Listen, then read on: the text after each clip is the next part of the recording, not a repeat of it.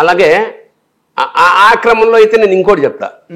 నేను హాసం అనే మ్యాగజైన్కి 52 మంది సంగీత కళాకారుల జీవితం రాశాను. నాకు గుర్తుంది. It was translated in English హాసం. అప్పుడు ఎక్కువ నా జీవితంలో ఒక పుస్తకం రాస్తున్నప్పుడు, ఆట కథ రాస్తున్నప్పుడు ఒక ఉద్వేగం, ఇది రాస్తున్నప్పుడు ఒక థ్రిల్లు. ఇదేంటంటే ఈ 50 మందిలో మనకి అంటే మనకి సంగీతం వచ్చిన వాళ్ళకి అందరికీ తెలిసిన వాళ్ళు 20 మంది మాత్రమే. మిగతా 30 మంది సంగతి ఎవరికీ తెలియదు ప్రపంచంలో. అవును. అలాంటి వాళ్ళ జీవిత చరిత్రలు కొంచెం చిన్న పిహెచ్ లాంటి అంటే రీసెర్చ్ చేసి అందులో ఒక చిన్న కథ ఉంది. ఆయన జీవితం విశ్వపతి శాస్త్రి, ఆయన పేరు విశ్వపతి శాస్త్రి. విజయనగరం దగ్గర వాళ్ళ విజయనగరం శ్రీకాకుళం. ఎంత శంకరాభరణానికి ఏమాత్రం తగ్గని కథ.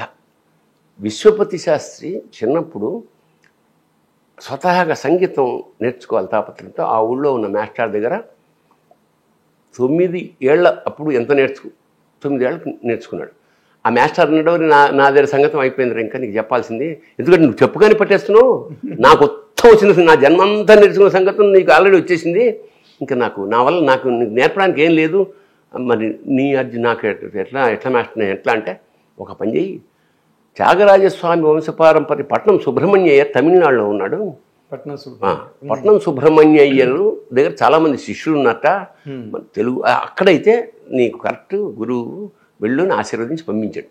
మరి వాడు ఎలా వెళ్ళాడో అక్కడి నుంచి విజయనగరం నుంచి మరి తమిళనాడు వెళ్ళాడు. వెళ్ళి ఫలానా పట్నం సుబ్రహ్మణ్యయ్యర్ అనగానే కాళ్ళని పడిపోయాడు. యార్ని, నా పేరు విశ్వపతి శాస్త్రి, సంగీతం సార్, నాటికి ఏం రాదు కదా పాపం, తమిళ్ కూడా రాదు. సంగీతం నాటికి అర్థమైంది ఆయనకి, సంగీతం ఎందుకంటే త్యాగరాజ కృతులన్నీ సంగీతం నేర్చుకోవాలని ఉంది ఆయనకు, ఏదైనా పాడనేటప్పటికి వాడు పాడాడు. ముచ్చట పడిపోయాడు, అయ్యి బాబా ఏమిటి ఎంత అద్భుతమైన గొంతు వీడి అని. ఇంకా శిష్యుడిగా చేర్చుకుని తన సాహిత్యవంత సంగీతం దారపోశాడు. ఇతనికి ఒక దశలో ఏ స్థాయికి ఎదిగాడంటే, గురువుగారు వెళ్ళలేని ప్రోగ్రాం శిష్యుడిని పంపిస్తూ ఉండేవాడు, విశ్వపతి శాస్త్రిని పంపిస్తూ ఉండేవాడు. అతను ఆ కచేరీలు చేసుకుని అన్నీ అయిపోయిన తర్వాత అతనికి 46 ఏళ్ళు వచ్చాయి. 46 ఏళ్ళు వస్తే బ్రహ్మాండమైన మేడ కట్టుకుని రాసదాసి జనం ఎంజాయ్ చేస్తూ ఒకరోజు తెల్లారుజామున తమ్ముడు శృతి చేసుకుంటున్నమాట. శృతి చేసుకుని పైన చూస్తే కింద తాటాకు పందిరేసి ఒక వివాహం జరుగుతుంది, బాల్య వివాహం. అప్పట్లో అంతే కదా, చిన్నపిల్లకి. ఇతను పైనుంచి చూసి సడన్గా షాక్ అయ్యాడు. ఇలాంటిది నాకు కూడా జరిగింది, నాకు పెళ్ళి, అవును నాకు పెళ్ళయింది కదా, నాకు కూడా ఈ పెళ్ళయింది, మా ఆవిడ ఎక్కడుంది ఇప్పుడు, సినిమాటిక్ కట్ చేశారు. వీడికి 9వ ఏట పెళ్లి చేశారు. ఆ అమ్మాయికి అప్పుడు 6 ఏళ్ళో 5 ఏళ్ళో. వీడు ఈ పట్నం సుబ్రహ్మణ్యయ్యని వెతుక్కుంటూ వెళ్ళిపోయాడు కదా.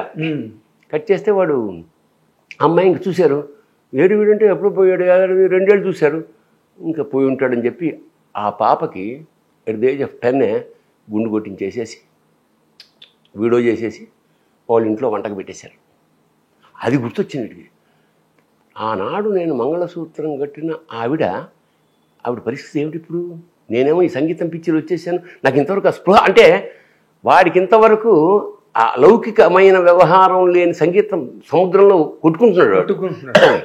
ఇప్పుడు బయలుదేరాడు విజయనగరం వెతుక్కుంటూ, ఆ పల్లెటూరు ఏదో వెళ్తే వెళ్ళి పలానా ఆవిడ పేరు ఏదో సీత అనుకోండి, సీతమ్మ గారు ఉన్నారా, సీతమ్మ గారు ఉన్నారు ఇక్కడ, సీతమ్మ గారు ఉన్నారు. సీతమ్మ గారు అంటే ఎవరండి, ఫలానా వీడు, వాళ్ళ ఇంట్లో వంట మంచిగా చేస్తుందిగా, వెళ్ళండి. వెళ్ళేటప్పటికి తలుపు సీతమ్మ గారు అనేటప్పుడు తలుపు తీసి ఓరగా, ఎవరు బాబు, ఎవరు కావాలి నైనా అనగానే విశ్వపతి సాష్టాంగం కాళ్ళ మీద పడిపోయి, నేను నీ భర్తని, అప్పుడు వెళ్ళిపోయాను, ఇప్పుడు నాకు గుర్తొచ్చావు అనేటప్పటికి ఆ షాకు, మొత్తం అందరూ షాకు. ఏం చేశాడు, వెంటనే అందరినీ, ఊరు వాళ్ళందరినీ పిలిచి, ఇలా నేను సంగీతం నేర్చుకున్న సంగతి దేవుడు ఎరుగు, బట్ నేను చేసిన ద్రోహం ఏదైతే ఉందో ఈవిడికి అది అంచేత మళ్ళీ ఇప్పుడు పెళ్లి చేసుకుంటున్నా అని చెప్పి పెళ్లి చేసుకుని 3 పిల్లల్ని కానీ ఒక సంగీత విద్యాలయం కట్టించాడు. ఇది కథ. ఎలా ఉంది చూడు, మామూలుగా లేదు. ఎక్స్ట్రాడినరీ ఉంది నిజంగా. అసలు ఇలాంటి జీవితాలు రాశాను నేను. ఇలాంటి 50 జీవితాలు రాశాను నేను.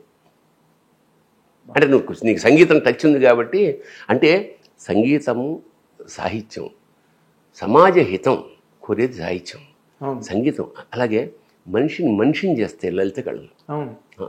ఈ దుర్మార్గాలు, తుపాకులు, చంపుకోవడాలు, నరుక్కోవడాల మధ్య, ఎందుకంటే it makes you human being. ఒక కీర్తన ఇప్పుడు త్యాగరాయ పాడుతున్నా, అన్నమయ్య పాడుతున్నా, ఈ తర్వాత ఉత్తర వాళ్ళు ఎవడో పాడుకుంటాడు, ప్రింట్ చేస్తాడు, సినిమాలు తీస్తాడని వాళ్ళు ఏం రాయలేదుగా. సో మ్యూజిక్ అండ్ లిటరేచర్ అవి జీవితంలో ఉన్న వాళ్ళు వాడికి ఏం లేకపోయినా సంతృప్తిగానే ఉంటాడు. నువ్వు సంగీతం వాయిస్తున్న వాళ్ళని ఎవరైనా చూస్తుంటే వాయిస్తున్నప్పుడు వాడికి తర్వాత డబ్బులు ఇస్తాడా, ఇవ్వడా, సంపాదించాడా, ఆ తన్మయత్వం ఉంటుంది. పాడుతున్నప్పుడు వాడి తన్మయత్వం, రాస్తున్నప్పుడు తన్మయత్వం ఉంటుంది. ఇది నేను ఇంకా స్ట్రాంగ్గా చెప్తున్నా.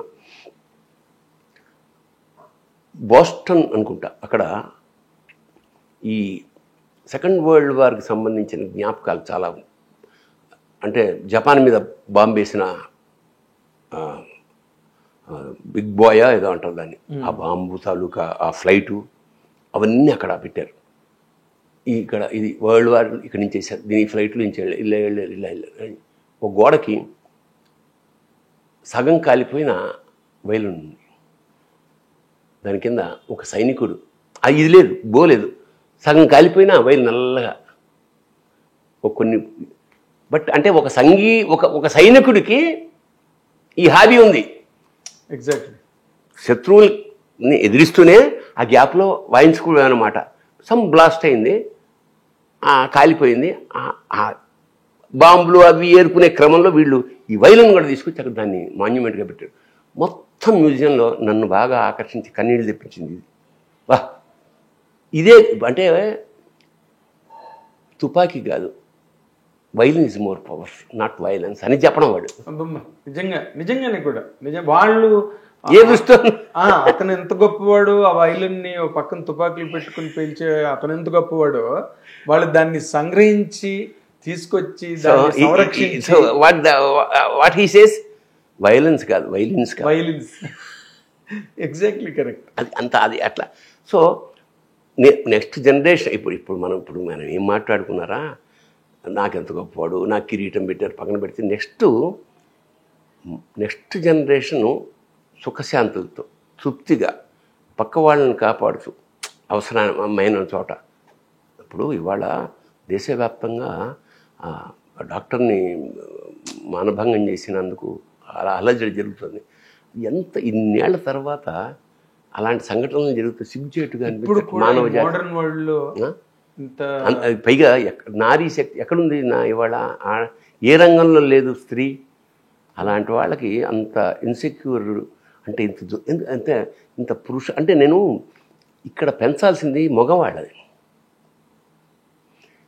వాడు మొగాడే, నువ్వు ప్లేట్లు గడుగు అలా చెప్ప. ఇంట్లో తల్లిదండ్రులు మారాల్సింది ఏమిటంటే ఈక్వల్ రైట్స్ ఇంట్లో నుంచి ప్రారంభించండి. ఇంట్లో ఆడదానిగా ఏం చేస్తున్నావు, ఇల్లు చూడు, వీడు చూడాలి. ఎందుకంటే అమెరికాలో విదేశాల్లో నాకు నచ్చే పాయింట్, ఇద్దరు పని చేసుకుంటారు, మొగుడు పెళ్ళాలి.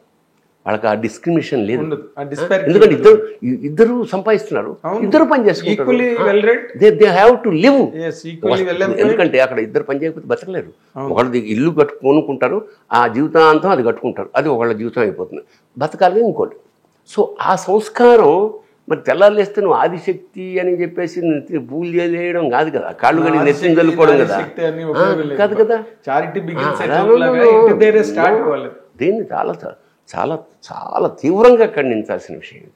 నేను ఇప్పుడు కాదు, 30 ఏళ్ల క్రితం గోగ్రహణం అదే రాశా. గోగ్రహణం కంటెంటే అది. Exactly remember. ఒక స్త్రీ యొక్క పుట్టుక, పరిణామ క్రమము, తిరుగుబాటు. అవును, ఒక ఓయేజ్ అది నువ్వు రాసింది, అది 100%.